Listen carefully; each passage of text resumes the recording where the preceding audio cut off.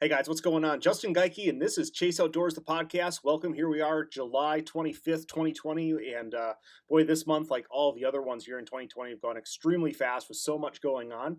And last week, we tried to do our first episode on our YouTube channel, Chase Outdoors, and we ran into some audio issues with the Podbean platform of it too. So if you went to the Podbean platform last week looking for the podcast, didn't find it, still want to catch episode 15, hop over to the YouTube channel to find it. We're sorry about that as we kind of work and navigate through trying to improve the podcast experience with our store.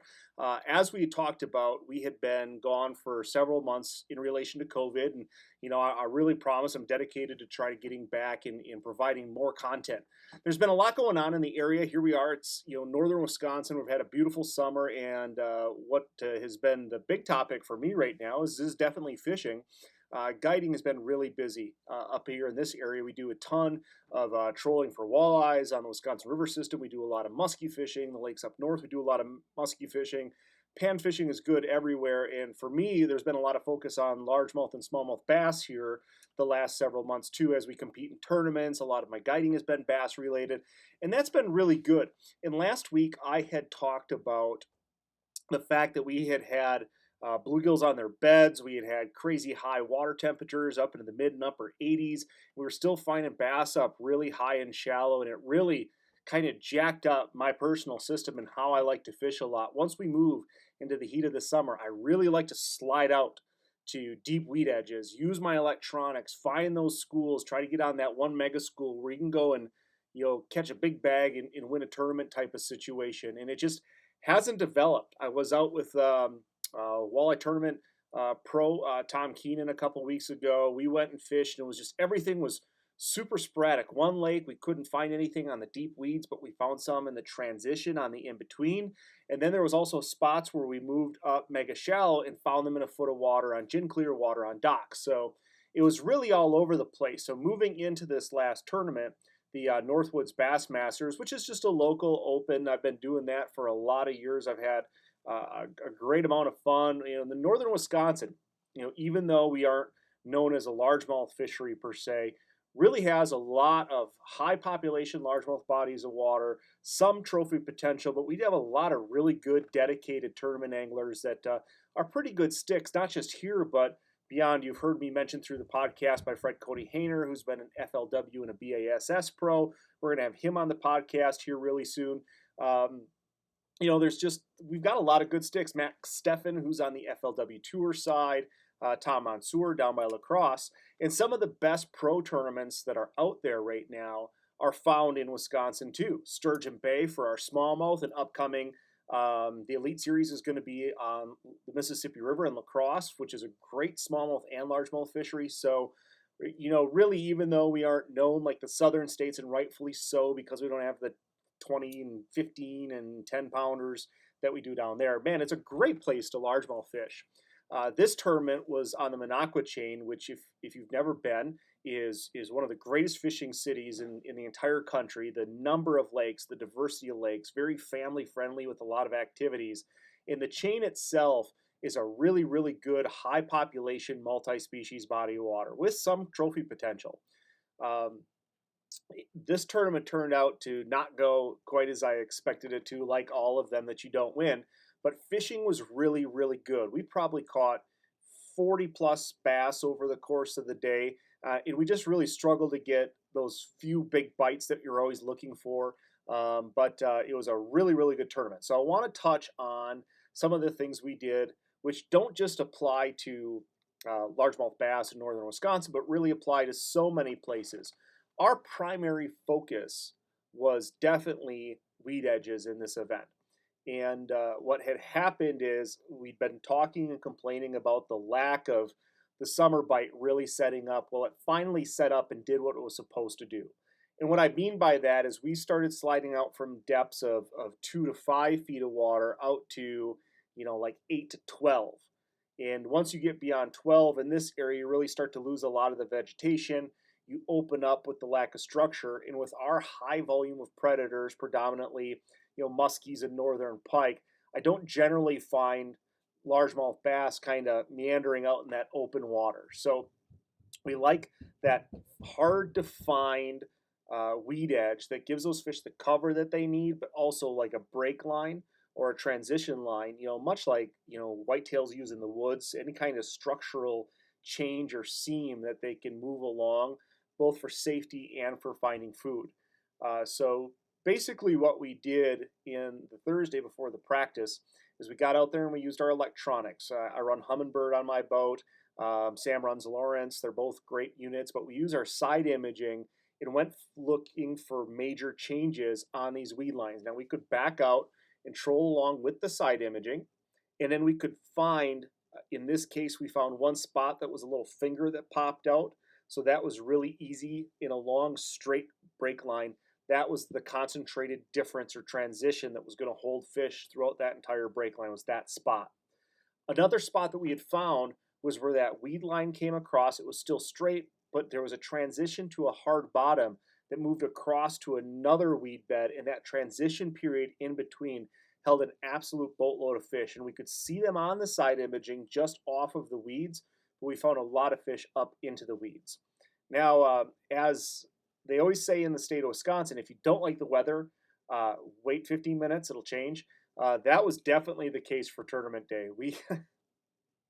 I posted up on our Facebook page and in our Instagram, but we dealt with just the most insane lightning storm and some torrential downpours that were just absolutely crazy.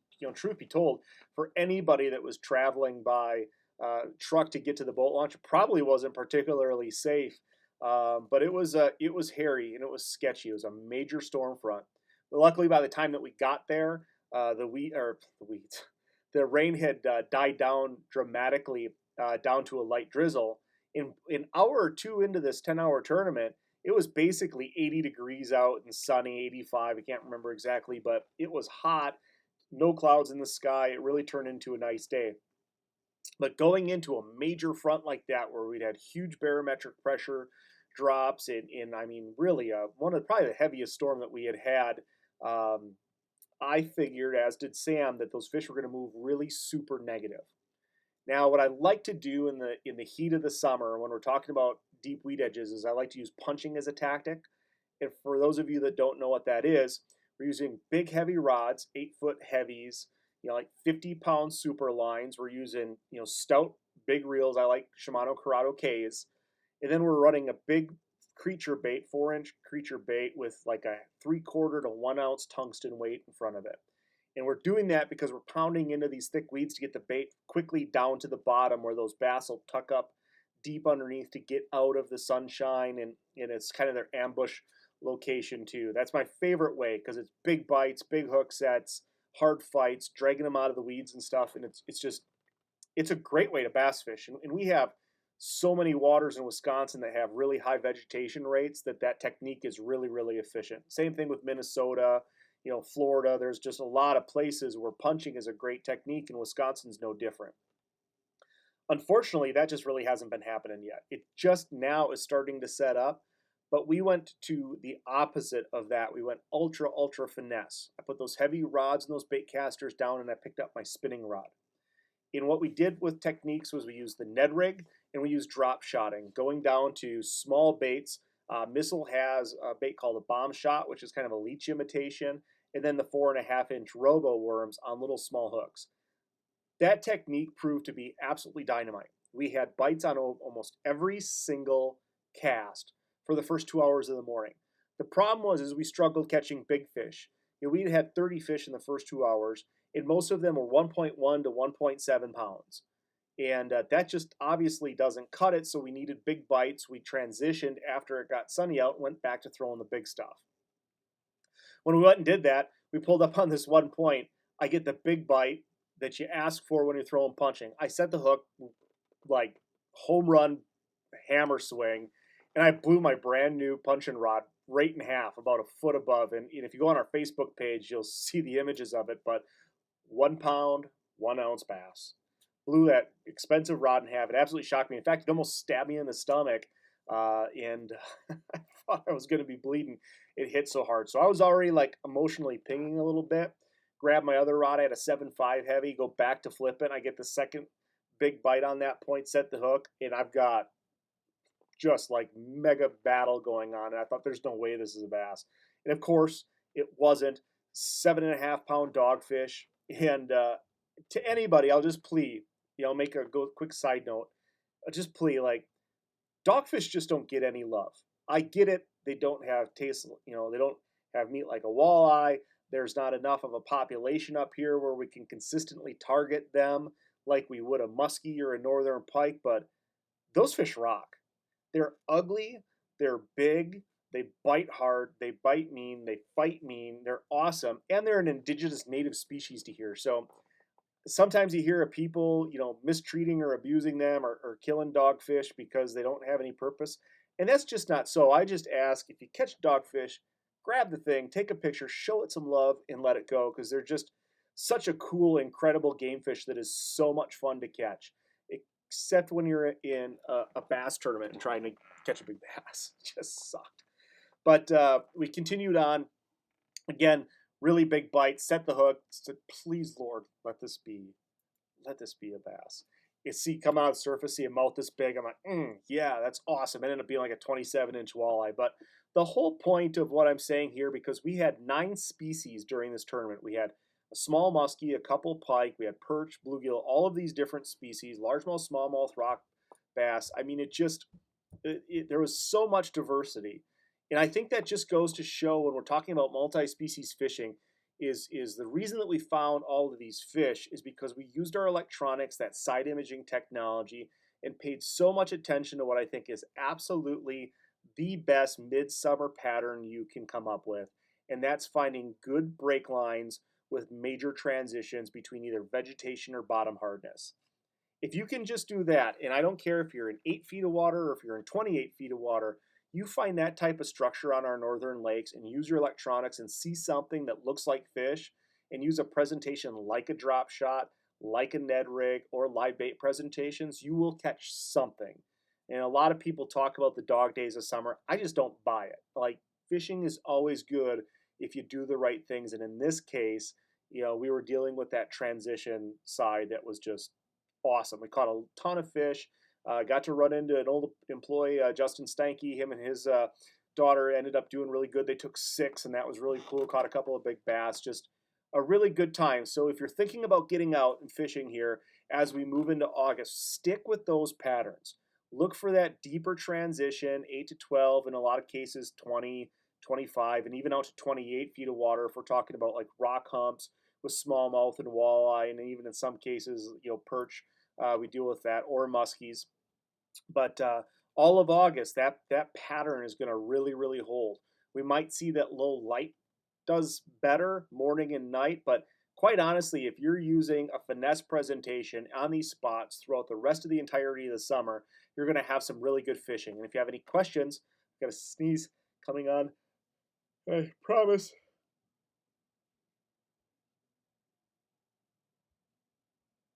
Okay, I'm all right. I'm not going to sneeze because I don't have COVID. All right, everybody chill out. But if you have any questions, feel free to hit us up on our Facebook page or go ahead and shoot an email. We can talk about some of these different types of transitions like we're mentioning here. The other side of the token is what I've been dealing with here locally in the last week has been food plots, because deer hunting is finally on the horizon of coming. For those of you that are 365 deer hunters, where we're constantly shooting or physically training or doing any of these things, like, awesome for you. But for the majority of the people, we're just starting to see people kickstart into the excitement of the fall deer hunting. Over the last couple of days, we had a couple of days where the highs were up into the mid 60s instead of mid 80s, like we're dealing with today and have been, in a lot of clouds. And holy smokes, is that just so awesome for getting us to start thinking about deer hunting. And for me, you'd heard me mention the storm for the bass tournament. Well, again, we've got the picture up on our Facebook page. It blew the tower stand over on my property that my grandpa sits in. So we've got a lot of work to do out at the Dirty 30 right now as far as getting that thing back up. But it's food plot season. Now, because of my busy guiding schedule and the works schedule at the store and everything that's going on, I have not had the time to shoot my bow like I normally did, physically train like I normally did. I haven't gotten to anything. And it really showed out at the property. Like, things look like crap out there. Absolute crap. My corn, while everybody else's is 8, 9 feet tall, mine's like 3.5. And the reason that that was is I didn't get my weeds under control. I didn't get my urea, which is a 46-0-0 fertilizer on it to kick it up. I'm not a farmer. I am a DIY deer hunter that owns a little bit of acreage. And so I'm using, everyday working man's class, equipment to get a lot of this done. And I should really touch on what I do have for equipment because I think for the most part, it's reasonably affordable for a lot of guys to obtain, and there's really not a whole lot I can't do on my acreage. And what I have is I have a standard 2004 Yamaha Kodiak 400 ATV, and on that I've got a Fimco 25-gallon sprayer, and that in itself is one of the most valuable tools that you can possibly get to. I mean, right now, if you were to go and I've had it for a long time, but there's probably $2,000 to $2,500 worth of equipment just in those two things that really do so much. I've got a manual spreader. I sit on the back of it. My son drives the four-wheeler, and I sit there and I spin and spray my fertilizer. So that's my economical way of dealing with our couple of half-acre food plots. I can spread my fertilizer and I can spray and kill. And if you can do those two things and maybe drag, a log or some chain link fence behind to get your seed into the ground, you'd be really surprised at what you can accomplish as far as creating a food plot. And remember, it doesn't have to be beautiful. It doesn't have to look like Drury's. It doesn't have to look like North American whitetail. It doesn't have to be perfect. The deer does not care. If there's weeds in your food plot, nope, your crop isn't or your production isn't going to be as high. But at the end of the day, anything's better than nothing, and you use what you've got to the best of your ability. Same thing's true with if all you've got's a hand sprayer and a metal tine rake, you can still put a food plot in, a small one, that can result in at least positioning your deer into a spot where you can take a good shot with your bow equipment. So I think food plot, especially as we move towards, nationwide ban of deer feeds and attractants and stuff like that, learning this DIY thing. Now I do have a tractor, and there's not a lot of tractors that people would consider to be cute. Mine's cute. It's a 1979 Kubota B7100. Now I've read articles where this particular tractor is rated really, really well. It's a 16-horse diesel with four-wheel drive. The thing only weighs 1,100 pounds, so it fits inside of my 14-foot enclosed trailer. I paid $4,000 for the thing, and I've seen them out there cheaper than that. But this unit was in really nice shape. I've got a 4-foot rototiller for it that I bought used, and I got a 4-foot brush hog.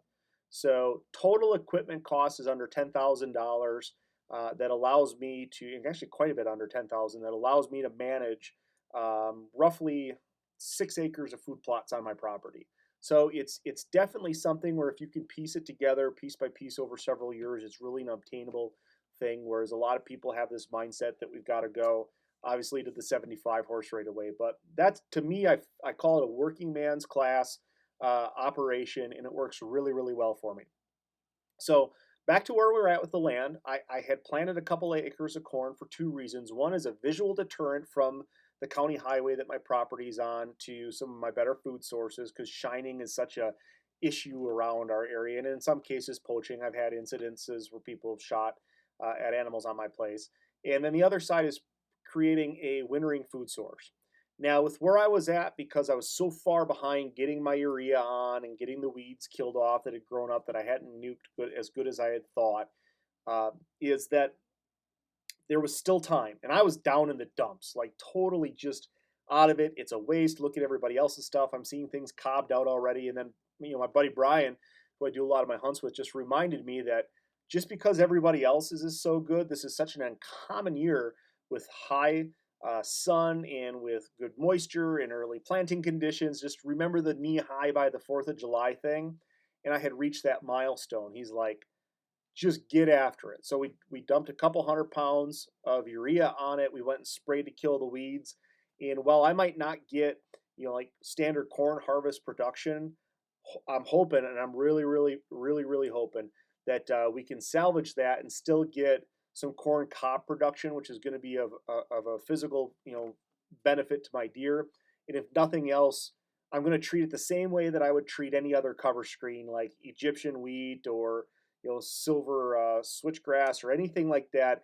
Just something that I can walk behind to get to other pieces of my property and hunt. And that's went really well.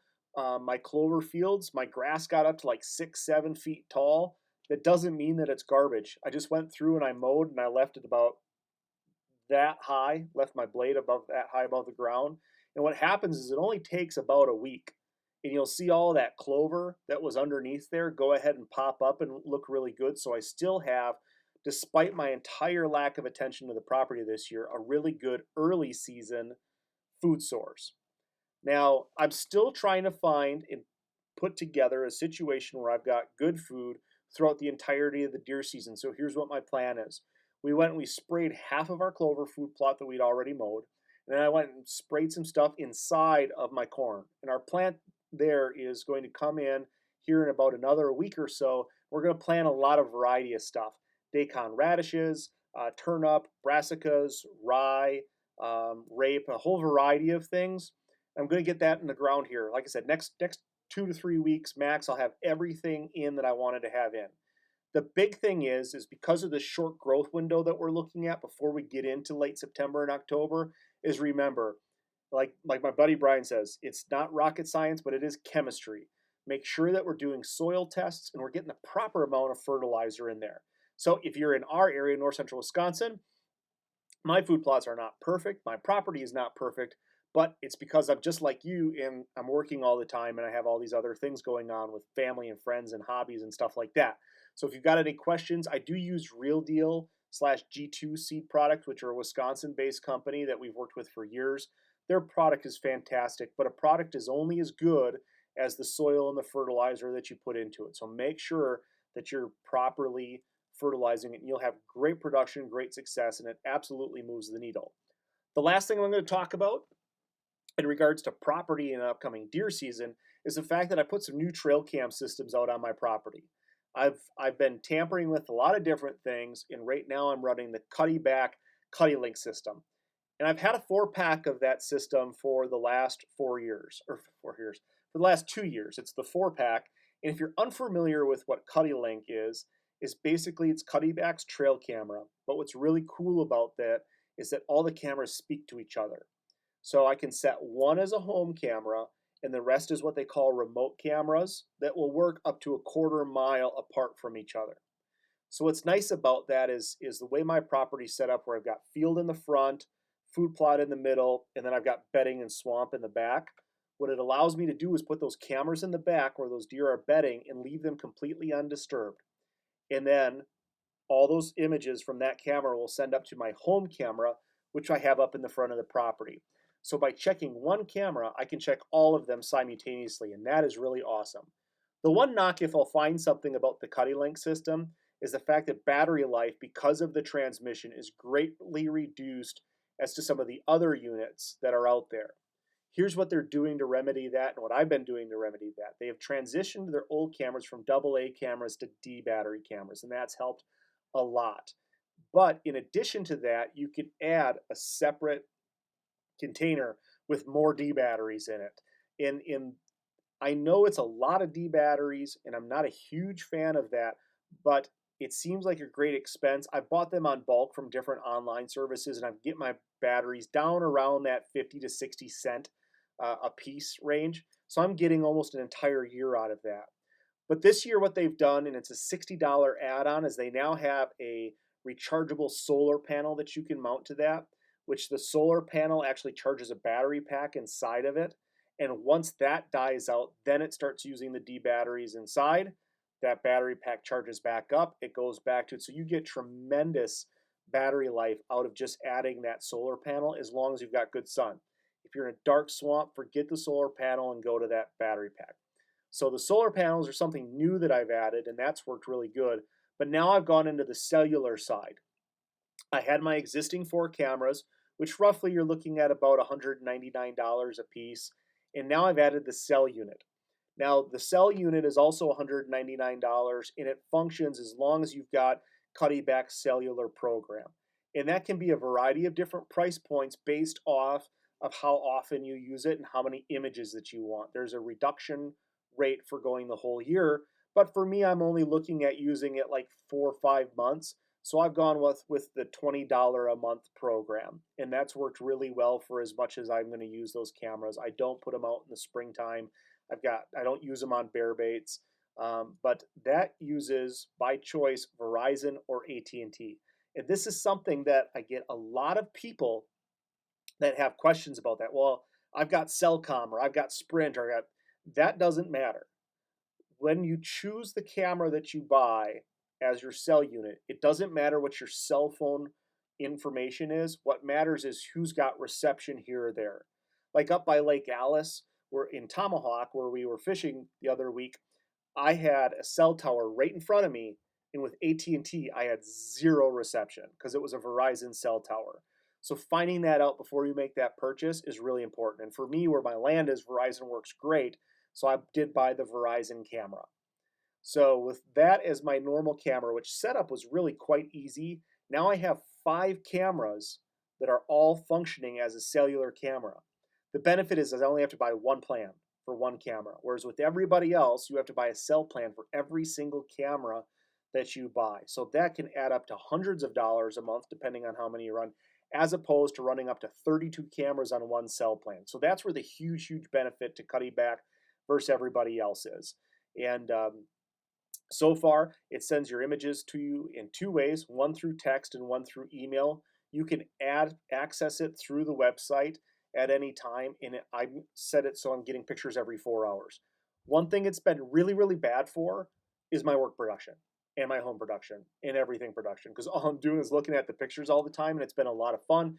We've been watching deer and turkeys and bear over the last several days, and it's helped already give me a little bit better understanding of my property and what's going on in inventory right now, what's out there. So that's a really good system. As far as other systems that are out there, we're selling Tacticam now, which has a $99 blackout camera that has as low as a $5 a month. So if you just want to dabble and get started in a single camera, that Tacticam is awesome. But if you got more information or want more information, of course, you can reach out to any of our store professionals, but that has really been a nice addition to the Dirty 30 this year.